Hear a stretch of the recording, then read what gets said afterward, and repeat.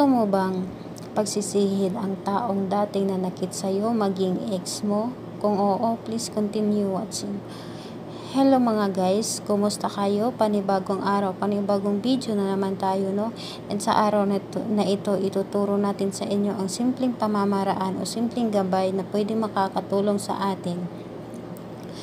And bago ang lahat, gusto ko lang mag-disclaimer, no? Sa mga taong hindi naniniwala sa mga ganito o hindi gusto sa video ito, please skip this video and maghanap kayo ng video na gustong-gusto nyo panoorin nyo, no? Dahil ang video ito is para lamang sa mga taong naniniwala at gustong mag-try, and hindi ko sinasabi na gawin natin ito and kalimutan natin ang Panginoon. Hindi po, dahil ito ay simpleng gabay lang o simpleng makakatulong lang sa atin, no? And bago ang lahat, kung gagawin natin ito, kailangan is malinis ang ating isipan o walang gumugulo sa ating isipan.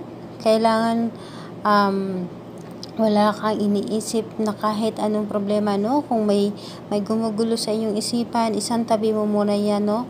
Dahil kailangan is clear ang inyong pag-iisip kung gagawa ka nito. Kung gusto mong maging posible ang iyong gagawin, is kailangan mong mag-focus, mag-concentrate, and make sure mo na mag-i-enjoy ka sa inyong gagawin, no?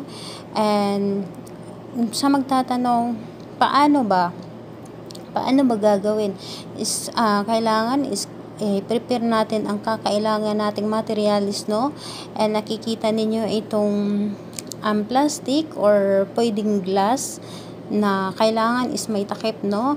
And kumuha ka ng onion. Pero kung may pula kang onion, is mas maganda yung pulang onion, no? Kasi mas maanghang yung onion natin na pula, no? Kaysa dito sa puti. Wala kasi akong pula, is kailangan talaga is pulang onion. Ito lang ang meron ako, kaya ididimo ko lang naman. Kaya ito lang, puti. At kailangan talaga kapag gumawa kayo, mas maganda yung pula ang gagamitin. And then malinis na papel, puting papel at panulat. Paano ba gagawin? Una, isulat ninyo ang pangalan at apelyido ang taong gusto nyong pagsisihin, no?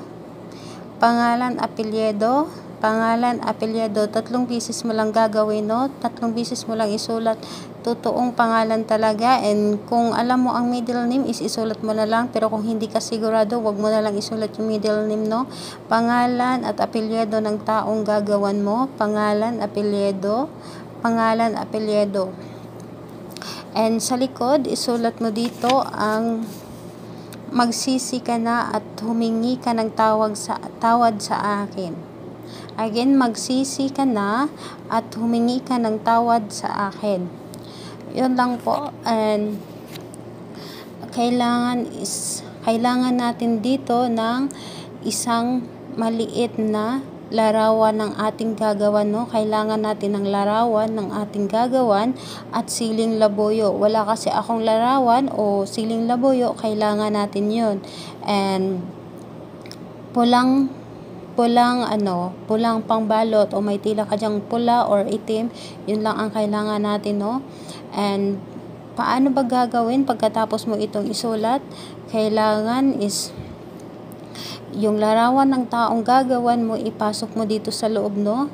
Ipasok mo dito sa loob ang larawan ng taong taong gagawan mo, ipasok dito ang kanyang larawan. Again, ang kanyang larawan is ipasok dito sa loob.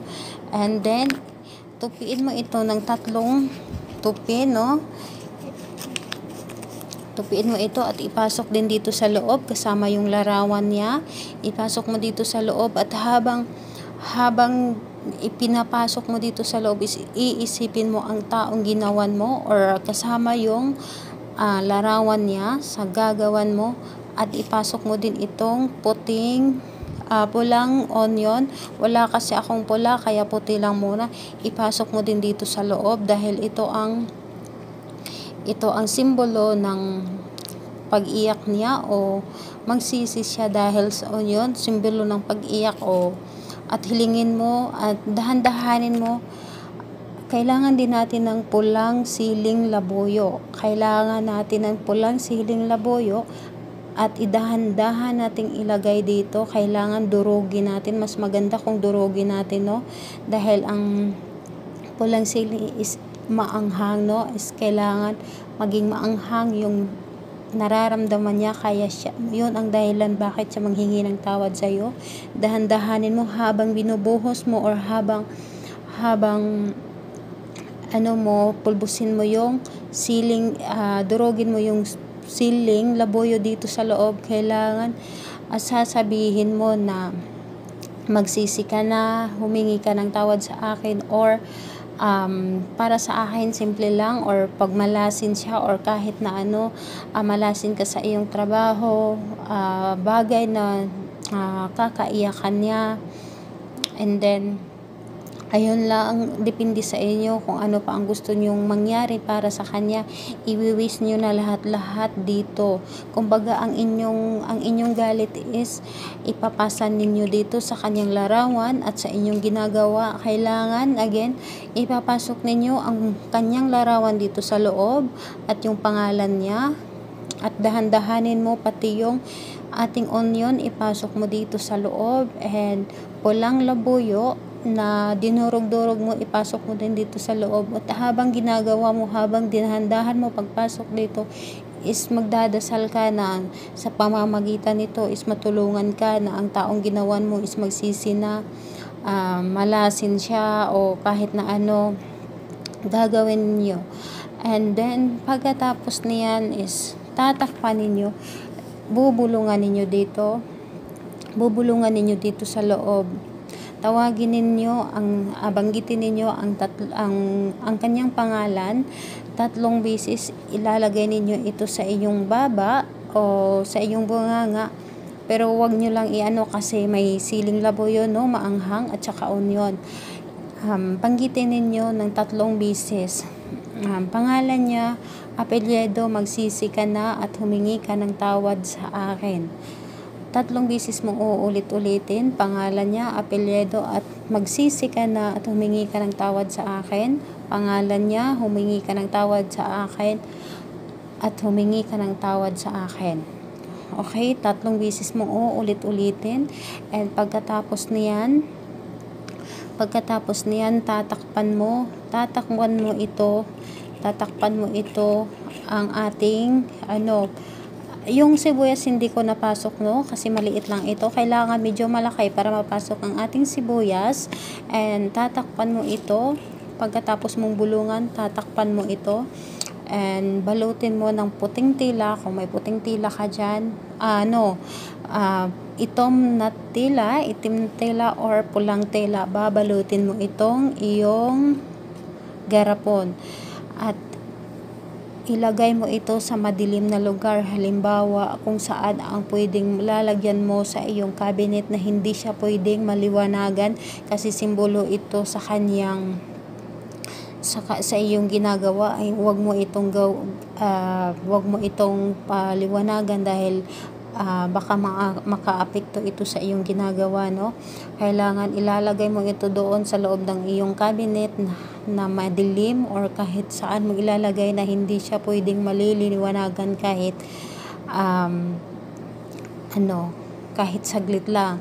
And then itatago mo ito doon, bubulungan mo ulit, na sa pamamagitan nito is matulungan ka na ang taong ito magsisi or